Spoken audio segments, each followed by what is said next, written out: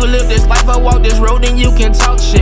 Gambling with my life, but I refuse to go for nonsense. This the life I chose, this all I know, ain't many options. Vow to tell the truth, I make the rules like I'm Fleece Johnson. Hey, what's up? This is Big Lee with Hustler Spirit. I'm here with Fleece Johnson. What's up, Fleece? How you doing, my big brother? Doing good, man. I wanted to ask you some questions today. All right. Start this off. People in the comments had asked me, some of them wrote me on social media to ask me to ask you these questions, so it was a good question. How are the disabled people treated in the prison system? Well, in the state of Kentucky, our disabled is in one institution. It's a reformatory called the Grange. I was down there. They got about, I said at least 175 people in wheelchairs, no bodies, legs gone. Then, in that child time when they open the door, they all come out racing down a loop in their wheelchair. They got to find somebody that can push them. You know, inmates get paid, the state would pay you to push people in their wheelchairs. But they got, as well as people, when they get when they on their last days, they send them to the Grange to die. You know, they got people in there that blow, half their face got blowed off. One guy, he didn't even have a nose. Instead of giving him a plastic nose, they just give him some toilet paper to put over it. It's nasty to sit there and try to eat. It's like sitting in a park full of monsters. People everywhere just messed up. Half his head gone, his arm gone, 6 of them over, ain't got no legs. No mouth, none of this stuff. You see them beds hooked on their sides and stuff like that. And their treatment in there is really dependent on their behavior. What you mean? Well, them guards is like if you violate their rules, they ain't gonna give a damn about you. You know, pill call is usually like 3-4 blocks long. When they holler pill call, hey, it's so many prisoners standing in. It's like 200-300. You know, and then them guards, when they get up to the window, open your mouth. And people try to hide medicine under their tongue, and they'll take it out and go sell it to somebody.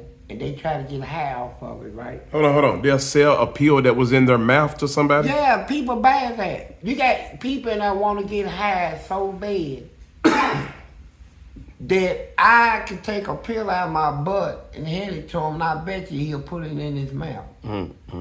That's how bad they want to get high. Now, the nurses and stuff in there bruise all that medication and stuff. They put them inmates on. Because you got inmates now that they ain't got fentanyl. They ain't got nothing to get high on. And the ones that work in the wood shop, they try to sniff wood glue. And then you got all them guards patrol the prison so much, you can't make homebrew no more. You know, so you got to rely on the medical department or somebody bringing you something.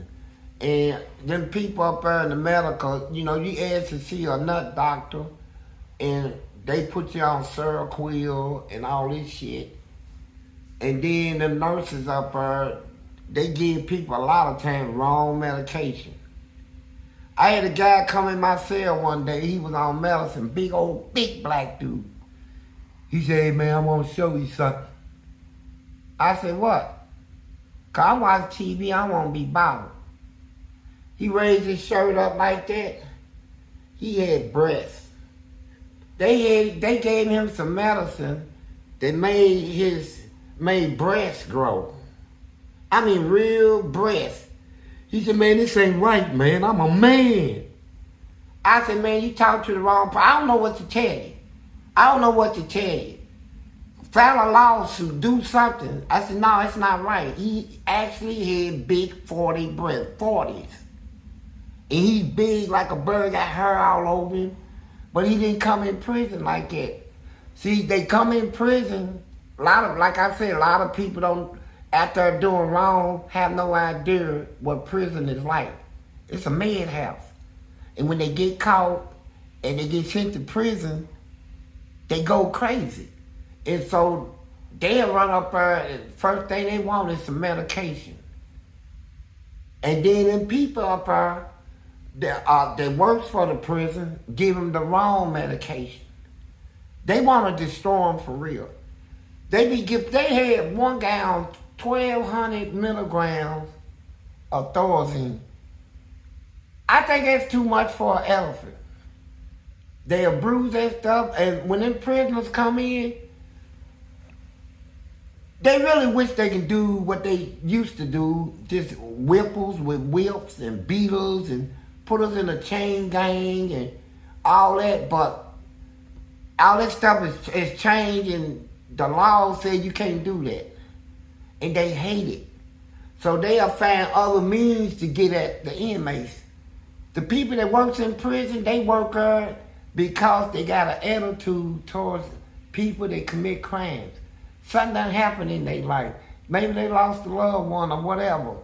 They maybe, and when they get in prison, they think that everybody in there needs to be punished every day, some type of way. And they take that medication. I've seen so many people die and go crazy. I'm talking about Chauncey Baldwin. I talked about him. I had a scholarship for U of L. That man can dunk from the free throw line. Died in prison. They gave him, he the one was on that 1,400 milligrams of Thorazine. They ran him crazy, Mr. Basketball. Prison ran him crazy. How you protect yourself on all the meds like that? Man, the only way to protect yourself is not to take the shit. Me, everybody said I was crazy. Cause I'm fighting, spitting on them, throwing piss, throwing shit, turning up all this stuff. And so, all the time they got, they sent the psychologist to my cell. Mr. Johnson. I said, what? I'm sent over here to figure out what is wrong with you. I said, what do you think wrong with me? Look, do you need some medication? I said, we'll talk about it, but check this out. This shit went on 2-3 weeks, and then when she come up to my cell, I pull my thing out, stroke it while she's talking. I said, what else I need? She sat there and watched me shoot, man. It's a psychologist. Next thing you know, she brought me my medicine. What she bring you? Weed. That's what she brought me, weed. I'm not going to let the state, I'm fighting too much in her. I said, they want to get me on medication so that them gourds can actually kill me now, right? Because they been trained. I said, I ain't taking nothing. But that lady, Miss Psychiatrist brought me weed. Anybody they send to me, but back to the medication thing, they'll bruise that stuff. I know nurses and stuff, them gourds, I seen a nurse, the guard working my walk, he told her what type of pills and all this shit he needed. Told the nurse that. Before she went home at night, she stopped over. I'm over sweeping and mopping. I'm a janitor. She'll open a little bag and stuff, like a little pack bag. Pulled out some money, say, here, take this. And then he opened his little thing where he brings his lunchbox and stuff. And he put packages of that shit. And took it home. This is what the state has gave them. Not for that use, sir, man. Y'all taking, man, it was so much of Bruce in the medical department. Then we got Dr. Hallen, and he and his wife. He's the doctor of 4 penitentiaries. Imagine his income, and brings his wife with him. What's his wife do? His assistant. Assistant. Okay. Yeah. Medical assistant. Yeah, medical over all the medical stuff, right? Mm-hmm. Biggest crooks in the world, bro. You know. What's his name? Dr. Howland. Mm-hmm. Man, that man, he robbed the state. He robbed the state and his wife, and then they had the dentist. Let's take that medical department. Is that who pulled your teeth? Nah, I almost bit his thumb off. I don't like nobody pulling my teeth anyway, so I went down to get a checkup, and that was before they took all my teeth. I just had a tooth. Mm-hmm. He leaned me back. He was an old man. Look, he's shaking like this. He got open up. He had some big he had a big thumb. His thumb was about that round. And you can see all the dirt up in it, and dirt in your fingernail, getting your men's fingernail. Mm-hmm. He said, "Oh no!" When he stuck his finger in my mouth, I bit the hell out of him, grabbed him, slammed him, all this shit. I tore up all this shit down there. Man, you never. So when I go to if they say, I say, man, I got toothache. Whole prison, I almost go on lockdown. Mm. Yeah, when they take me to the hospital, it'd be like six guards walking with me, 6 of them. And it'll be like 4 or 5 there waiting. They take me in on the dentist thing, and they leave me handcuffed. And they'll stand there and say, "It's gonna be all right, Fleece. It's gonna be all right." I'm shaking and stuff, right?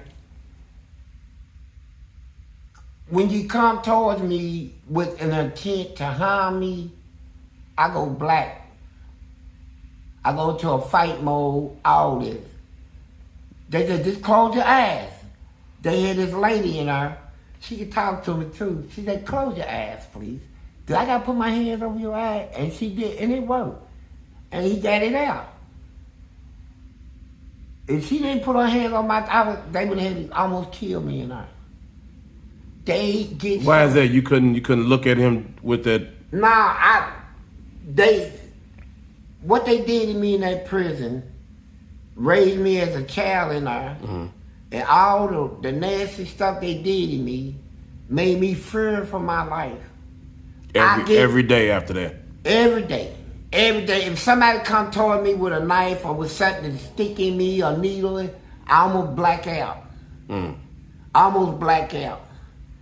And so this is what happens when you put juveniles in penitentiaries like this, right? They put me in at the time when Eddyville, like right now, it's all right. I fought it to where it's at now. But when I went there, hey, the things I've seen and lived around and had to do to survive, it's in my book. But I'm telling you what, it stuck with me. It stuck me, and that's why I said what I said yesterday. When the girl asked me, "Do you think my husband is messing around in her?" I said, "I don't know your husband, but I tell you what. If they got him, here's what you can expect. Whoever got him gonna lay between his legs. And the same way you held your man, he's gonna be holding somebody in there like that. He's gonna do the same way you held him, he gonna hold a man. So when he gets out, hey, he's gonna be what you are." She ain't the only one. Hey, Fleece, you was telling me about you named some guards that you had a relationship with that went beyond the guard and inmate type of bond. You feel like talking about that? Yeah, I don't mind. First of all, I want people to know this. I came out of West End of Louisville. In the housing projects, we didn't like police. I was raised up not to like no uniform, police, cop, FBI, none of that. Especially prison guards. So it was like a disrespect to all my family, everything, if I brought home a police woman as my woman. I'd rather be shot at that time. So I'm in penitentiary, and I'm in the holl, and they got this black girl in there. Cutest little thing you won't see, man. I'm talking about beautiful. Gorgeous. She's about like 22 in the waist and probably like 38 or 40 in the hips, and just sat on her back, her legs is thick. And she's been a guard, but everybody says she's a chalk now, which means, you know, she like in white guards and all this stuff. All the inmates been, you know, trying to masturbate off of. They look through their door and she turns sideways, they see her big old butt. It didn't bother me. It's a disgust to me. So I had to come out of my cell one day and go to the legal room. They had a little cell, they made a little legal room in the law books and stuff. So the rule is when you come out of your cell, you go straight to where you're supposed to go. And on your way back, you ain't supposed to stop, go straight to your cell. I know the rules. I don't care though. So on my way back, I stopped and was talking to somebody, and this black lady, she said, "Hey, get in your cell." She got my cell door open. She's a cage operator. And I'm still talking. She said, "Get in there now." I said, "Hold up, man. Let me get this." At that time, I said, "Let me get this, you know, straight." So I walked back up to the gate, and I spit in her face. I said, "How's that? Get that off of you." Then I walked back, did a little talking, and went in my cell.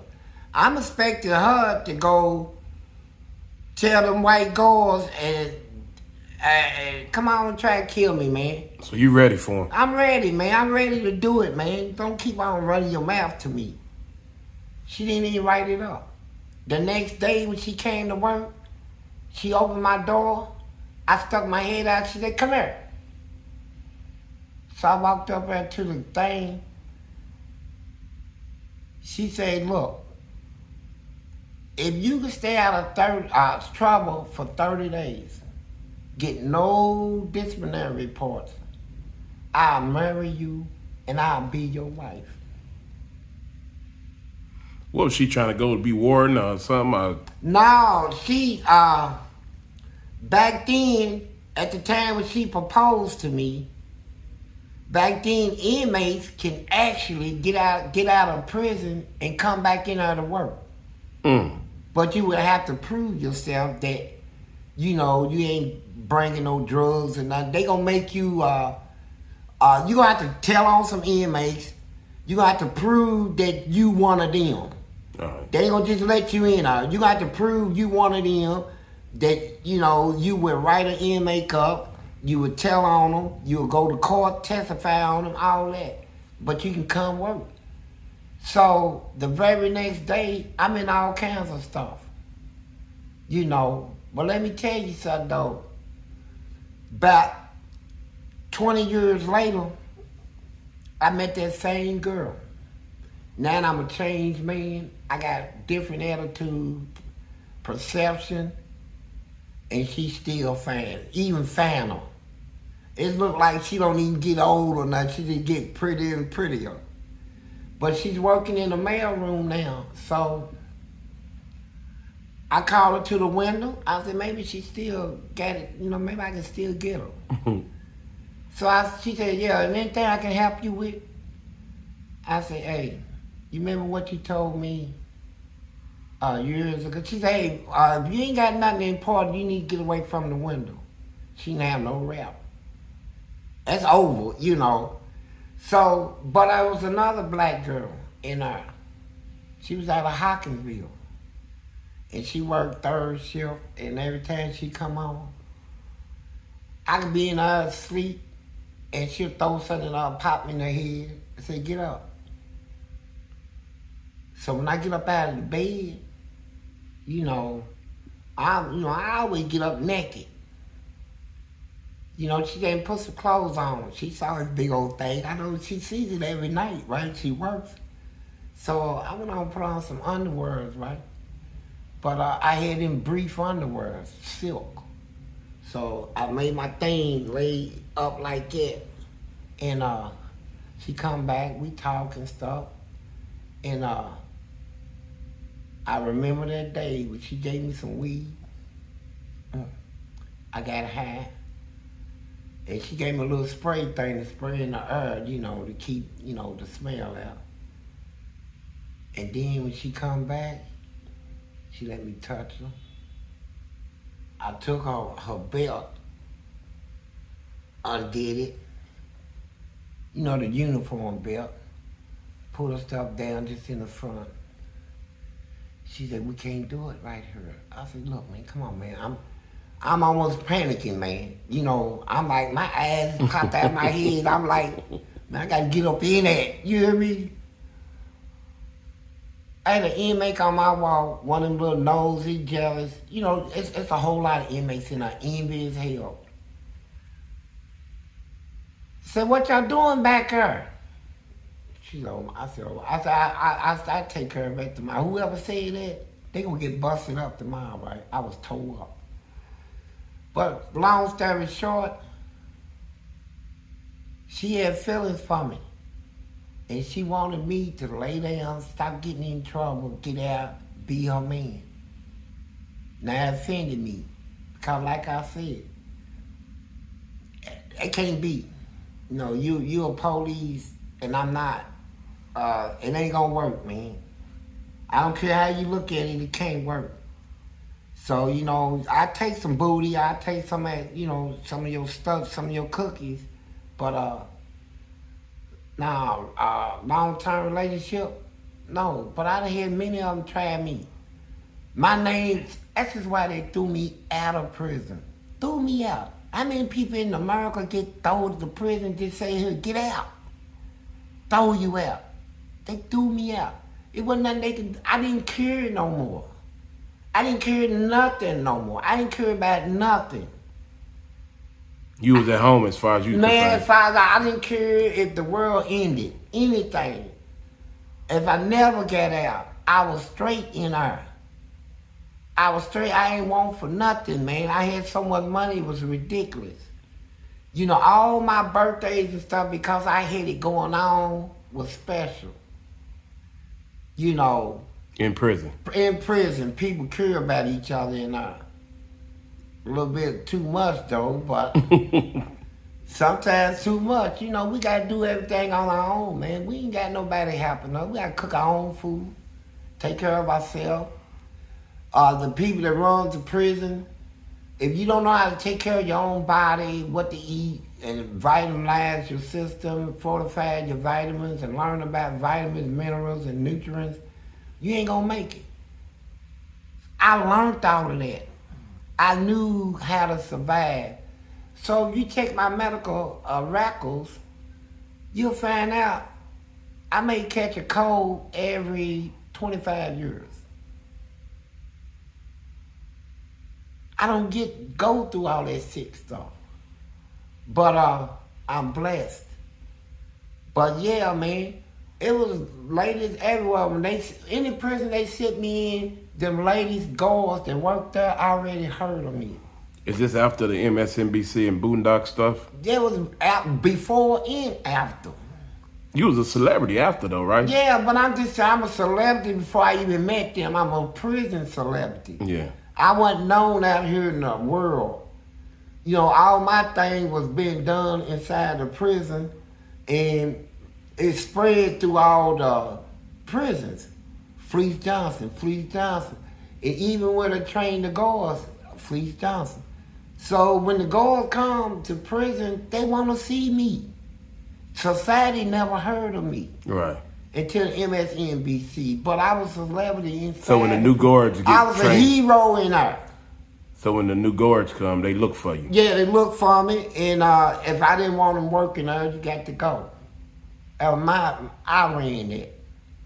Yeah, because you told the I ran that. people in charge that they wasn't good enough. I wasn't ready. Man, I ran that. If I don't want you working, you gonna go home. And so they brought me to that level. And the reason I reached that level was they didn't leave me no leverage. I mean, it wasn't nothing I had to work towards. I mean, when you tell somebody you got 23, we've sentenced you to 23 years in disciplinary segregation, isolation. In the hole. In the hole. And then tell you you got 40 years to do in prison and you ain't never getting out. I mean, what does I got to look forward to? Why do I got to watch my mouth on anything? What would be the use of being good? Being good ain't gonna get me out. They already told me I ain't getting out. Being good ain't gonna stop me from doing 23 years in the hole. Yeah, but even though they tell you not getting out, you still have a chance to get out. I knew I wasn't. I felt like I'd never get out. So, as far as I'm concerned, your write-ups don't mean nothing. Put me in a hole don't mean nothing. I can do anything I want to do without fear of no consequences. What can consequences do to me? If I took and look, I'm gonna give you a good point. When I threw that hot stuff on that gourd, 5-gallon bucket of boiling bleach. Imagine, I boiled it for 3.5 hours. It was bubbling. I took a thick plastic spoon and threw it in there and it said, it curled up. That's how hot that was. I took a deep breath. I said, I ain't never did nobody like this in my life. Nobody. I never hurt nobody like this. I'm gonna get him. Yeah, you hated him. And white dudes told him to come in front of my door, sent me a book, said, take this to Fleece Johnson. And when he stepped in front of my door, I said, boosh. I seen the meat and skin fall off of him. What was your feelings when you seen that? What was going through your mind? I was elated. I'm ready to... Hey, he was turning that stuff off of him, steam popping all off his body. He's screaming, he couldn't see. He ran his head into the wall, he's on the floor. And then when he finally get up, he breaks out running and all he's hollering is Fleece did it. Then goes, then no, man, you can see the steam still. He lost everything. His lip fell off, his nose. I'm talking about it ruined him. It ruined him. This is what they brought out of me, and okay, everybody out there listening to this can say, oh, you nasty. Why you do that girl like that? What do you think they did to me? How you think I felt when the girl, I'm sitting in the cell waiting on my food, and he come with my food, just smack it to the bars, and my food's everywhere, all over the wall and the floor. They feed me like that? Anybody gonna cry over that? Anybody gonna say, oh, look at it? No. So, you know, I don't care what you think, what they thought. It's what you molded me into being, and then you got what you get. Best man win. And when I went to court, I'm not going through all that trying to... I felt good about it. The judge said, how you plea? I said, guilty. I did it, and I'll do it again. I said, you know what, Your Honor, if I get another chance, I'll kill him. They gave me 15 years for that. But they ain't never met nobody like me. That's what it was. It's just like, here's a group of white people that bruise their power and their authority, think they super tough, 5 generation type of gourds. When I say 5 generations, it means 5 generations ago, their forefathers was acting the way they acting. Thinking black people is trash, they can do what they want with power. American government, they don't have to obey the laws. And they came at me and treated me so nasty. I said, you know what? It don't even matter if I win. I'm gonna fight him back. I don't fight to win. I fight to make a point. Get off of me. You want to fight me dirty? Let's do it. I'm gonna come back dirty. And that's how we fought. And then when I learned what throwing Dooty, and man, listen to me, whoever listens, and picture this in your man. You get in an argument, you out here on the streets, I'm your boyfriend. I said, you leaving me? You say, yeah. I said, okay. I know where you work at. I take a 5-gallon bucket of Dooty with Magic Shade, all that stuff in it. Out here, you can buy skunk juice. I have that stuff so stinky, I walk right into your office where you work at and dump it right on top of your head. Dooty. Imagine that. How would you feel? You would not even want to step outside no more. Everybody pull their phones out, take pictures. Ooh, he got her. Ooh. See, I could be nasty like it out here too. But I'm not getting my way. If you push me in the corner out here, I'll show you who I am. I prefer when I get out of prison, man, go out there in society, try to live like a human being. Try to work. Try to treat everybody with respect. Work for what you want. Don't get no handouts. But you know what? When I get out of here, y'all want to try to treat Mr. Johnson bad. Y'all lie on me. All this stuff on the internet. It ain't nobody came to my, ain't nobody, except my agent, ever came to my house, need for support, right? So don't sit there and try to criticize me. Well, you gay in prison? Yeah, I was gay in prison before I even went to prison. How about that? You just didn't know. But at the same time, I'm telling all of y'all, I'm not nothing to play with. You know, who I was, I can still be if I wanted to be. God forbid that I ever go that route. I'm trying to be a decent man out here. I want my respect, and I'm gonna get it. Man, let me tell y'all something going on. This is what people don't realize. You got a lot of talented people coming to the prison system. For whatever they did on the outside, I ain't got nothing to do with that. We said in prison, we wait on talent to come in. Cause you know, we got varsity basketball and all this stuff, football. We got boxing. We got a wrestling team, karate team. We got all that in prison. But let me tell you who runs it. Gay people. Do you hear what I'm saying? Gay people. The best basketball players we had in there was gay. They go out there and when them young guys come in, put their tennis shoes on, all this stuff tied. You see how they do it, stretch, lick their hands, smack the back of their feet, like you know they gonna dunk and all this stuff, right? So they go out there, here's the trip. Go out there, they're gonna play, hey man, before we run full court, man, let's do some 21, man. Warm up. Yeah, warm up, do a little warm up, right? Alright, y'all wanna shoot? No, man, just bring shit in, man. Now, the new guys that come in, the guys, you can tell they freaks by what they wear. They wear them real thin material, sweat pants. And they be shorts. They don't have on no jock strap, no underwear. And when them little young guys get the ball, they run up out there to guard them, and they thing be smacking into their cheeks, right? And dude back, I seen one dude stop and hold the ball out. I said, man, when is this nigga gonna catch on? So, dude said, come on, man. Smack the ball out of his hand. He said, what's wrong, nigga? I thought you can play ball. So dude get the ball again, he shoot over dude, then he get it, then he turn around and back up again. Dude come up on him, hunching like he, hunching. His thing was hard.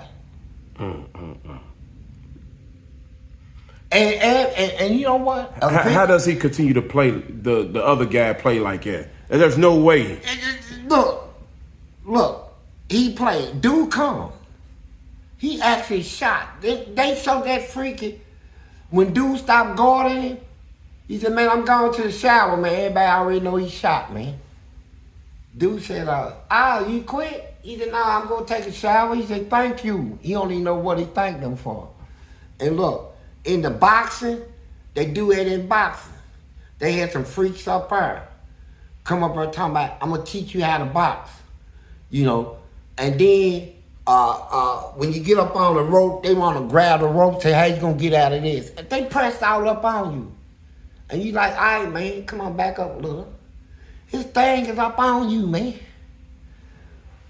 That's what made me box hard. So when I box, I said, you know what? You ain't gonna cut no cut corners off on me. I was like, I'm backing up, ducking, weaving, bobbing, and no, bell ring, I'm done. Everybody else get caught up under the young ones on my boxing team. They get caught, man. A dude be pressed up on him like that, hunching on him and stuff. But the ones that really got it was the ones that wanted to be wrestlers. Dude said, who's next? They look at me, I said, go ahead, bro. He said, now I'm gonna teach you a holl. I learned this in the Army. Grab, twist, this, and behind. He said, can everybody do that? So we all learned the little technique, right? So, dude, something told me, man, I don't go through prison trying to look at people's penises, right? I'm looking at my instructor. And I could have sworn, man, that his pants right there he's getting hard or something, right? He grabbed this dude, flipped him, got him on the ground. Now he's on top of him. His thing is pressed against. He said, now what will you do in this move? He said, can you feel the tension under here? And he's moving, he keep moving. Well, now his thing is right down the crack of his butt. I started laughing, right? Dude said, what you laughing at, Fleece? You be next. I said, no, I quit, man. He said, what? I said, I quit. And dude hollering, what you mean? I said, like I said, I quit. You know. He never got you out there? Never. Not like that. Then we got a karate teacher. You know, he want to teach us all the karate exercises. He said, y'all need this to defend yourself. I know what y'all up against in here. Predators. So he said, I'm going to teach y'all how to kick. But what he was doing, he was using us as punching bags. He said, stand here. I think he gonna just do a demonstration. And he actually kicked me in the chest. I said, I'm done, man. If I can't fight you back, don't kick me no more, bro. You know. Football, the same thing. We had a football field. Now, everybody always say, they see they click. They say, look, man, when I get on top of him, man, I'm gonna be rolling, bro. So, you sitting there, 49, 6, look around, 2, hunt the ball, pass it to the runner. The defense them open up so they can come in. They already got this shit playing. The offense opened up. Yeah, the offense, yeah. So the defense didn't come in. Yeah, so the defense come in. Offense just letting him broke through. Get him on the ground, everybody hunching on him. I'm talking about, man, it was such a big crowd. I said, hold up, y'all get off of him. He can't breathe. Dude done already done hunched. I'm talking about dude's thing was out. He put it back in his drawers, man. And a dude get up. I said, somebody told him, say, hey, man, you ran that real good. He said, man, everybody y'all got to learn, man, when it's, you know, when I'm down, man, don't, you know, keep dropping on me. And when he stood up, all that stuff is on the back of his stuff. He don't even know his back, or they done shot on him. So they said, 46, 8, 12, 100, pass it to him. Dude grabbed him, slam him to the ground, got on top of him. Then here comes some more people over her, jump on top. They're gonna stay over her and make it where it took a while to get everybody to get up so he can go on and hunt and all that stuff. He's trying to get up. They said, hold him down. Like that. Dude said, man, what's wrong with y'all? They said, Fleece, she quit. I said, me too. I ain't with all that stuff, man. I hurt y'all, man. But you can't even play sports with them. It got so sick in her on the booty thing. I mean, so sick that I went to the library one day, and they got tables like this. You know, you go, they got a, you know, nice library. You go up to the counter, hand them your ID. I said, I want the Louisville Courier Journal. So they go get me the newspaper. I find me a little table, quiet, snap it out. I want to see what's going on in the city. I'm 300 miles away. Dude sitting over here where they got the legal tables at, like he's working on a lawsuit case. Up under the table, somebody was giving him some head, man. And you got people sit there with the newspaper, hold a newspaper like this, so can't nobody see what he's doing, right? He's jacking off. I mean, prison. Look, I don't know how many times I gotta tell y'all this. Prison is like somewhere you ain't never even imagined can be the way it is. You watch these prison movies on TVs, that's crap. In real life, I'm telling you, what goes on inside these prisons is beyond anything you don't want to go. You don't want to go. I don't care what nobody say. I did 40 years, over 40 years in there. I don't care what nobody says. You know, they come out, did you mess around? Nah, man. How much you do? I did 15 years. I did 12 years.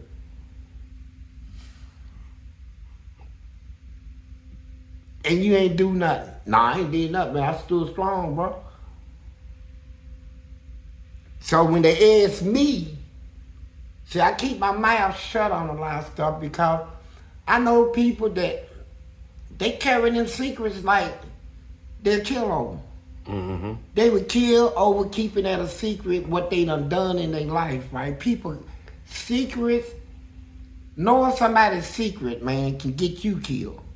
Cause we had people get out of prison, come right back. They'll kill somebody that knew that they was gay in prison. And they done got married and all this stuff. They felt he was gonna tell on them. And they killed him. Man wasn't even paying them no attention, man. Get ready to congratulate him. Man, hey, man, I'm glad you got you together. You ain't doing this old stuff you did in there. You got a wife. Congratulations, man. And never bring it up. But they killed him. It's a bunch of murders in there like that. And so I'm telling y'all, I don't know why we got prisons where men can't have ladies. Maybe they should create something where every now and then they take us to Pee Wee Valley and let the prisons, the male prison, the women prison, based on good conduct, do their thing, right? You think it'll stop it? Yeah, it would. Hell yeah. Not completely. Well, you got some people prefer to be gay. Right. That's what I'm saying. He can't stop that. But the corrections cabinet now, they zero tolerance of gay stuff now in Kentucky. So less people, because they got so many cameras, so less people are even getting killed now, right? I mean, if you can't get away with a gay act too much anymore because of cameras, it should be just as hard to kill somebody in there now. No, you ain't. Here's what y'all think. On your news,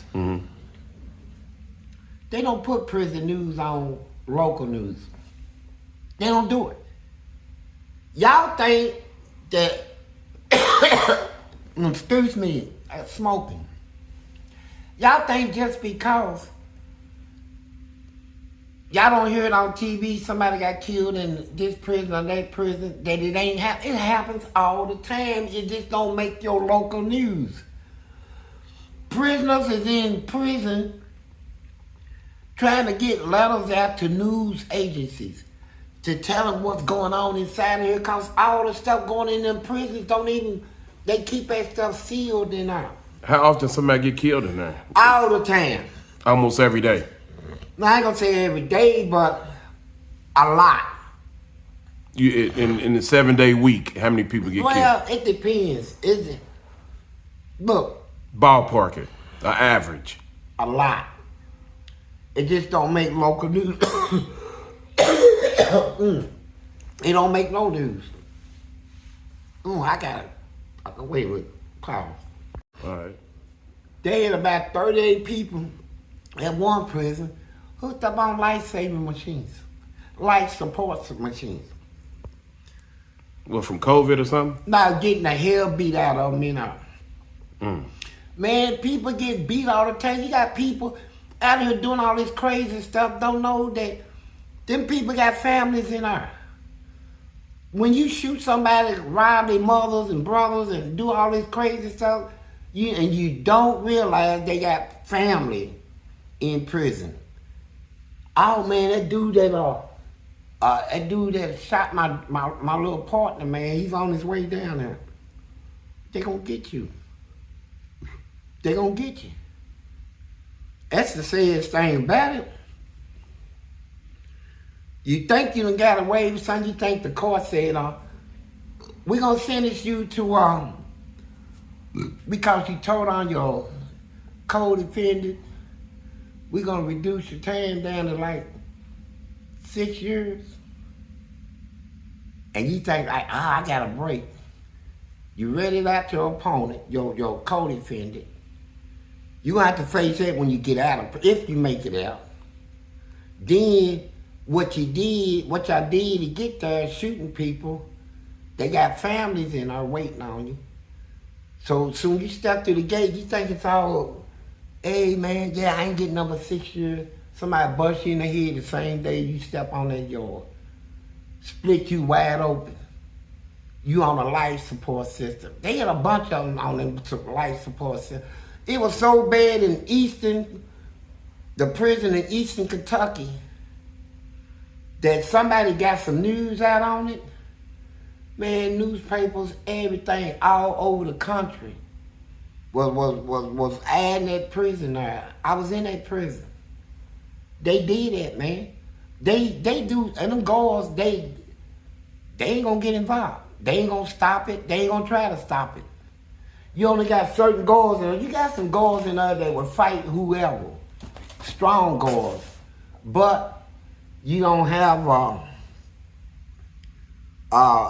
the foot guards that are, hey, you just don't know. So here's why I'm telling y'all. You know, y'all think it's a joke? Fleece Johnson, this and this. Man, let me tell you what, I went through a nightmare and lived it. My 40-something years was a nightmare, but hey, I controlled that nightmare. You know, I became one, a nightmare. That's how I controlled it. But it's and then when they let me out, I ain't got nobody waiting on me out here. No support system. I'm out here in your society, man. I thought you people that work hard, U of L students, college students, government officials, people that work in all these facilities and agencies, and you got some people putting in some real work to try to make this country great for real. And I see your sacrifice and I applaud you. You know, sorry I didn't go to school like you or whatever, but I'm back out here in your society. And I see you trying so hard to have a decent life out here for people. You know, but I'm saying if you're gonna let your prisoners come back out here, don't bring us out here and treat us bad, man. You know, when we want to do good, let us be good, man. Let us help you have a good society and community out here. I mean, I want to help. You know, I want to help now. And that's all I ask out of y'all, the opportunity to let me to help, man. Let me show y'all, man. I've been doing it since I've been out. You know, I've been doing good. Helping people, biting the bullet, not getting in no trouble, all this. You know, I want to be a citizen out here. I want opportunity. I love to work. But I couldn't get no job because they told all the lies on me on the internet. Everybody want to get back at me. I don't matter. But what I'm telling you is this. Why would you want to force me to be bad out here? I mean, I used to study y'all in prison. You know, I'm talking about you working people. What do you mean? I used to study, read magazines about new developments, things y'all working on, breakthroughs in science and the grades and the job and how y'all doing communities, putting up, you know, helping, you know, better the community. And so I looked at all the Black Network thing, and I guess ain't nobody got time to mess with me, but it don't matter. But here's the most important thing you need to know about me. You push me in the corner, you give me no opportunities where I can survive or live, I'm gonna get it any way I can get it.